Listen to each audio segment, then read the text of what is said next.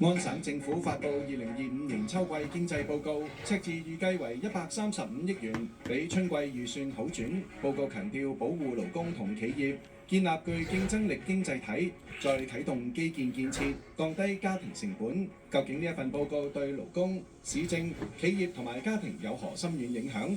請收睇星期一晚6點45分，傳媒對焦。新加坡軍龍驅風遊之傳媒對焦係由新加坡軍龍驅風遊贊助播出。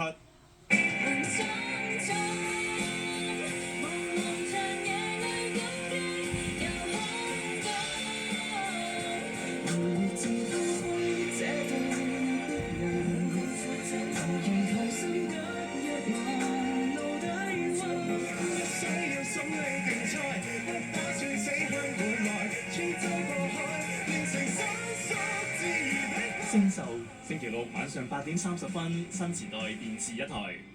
我哋殺咗一場，你死纏住我條貨，我受夠啦！我中意撞佢嘅係你老婆，結果雖然冇親眼見到，但我懷疑咗。你即係話由始至終，兇手都係老婆，係分裂出嚟就老婆。佢老婆精神，佢近期經常性大便，好似變成另一個人，變得好暴力、好瘋癲。佢有個他嘅係嘛？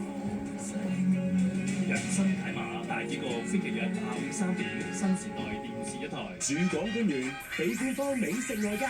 Food is the common language。最怪之佢話覺得 feel like 係有一種回憶喺度，好好味。駐港家鄉味，星期二晚上11點，新時代電視一台。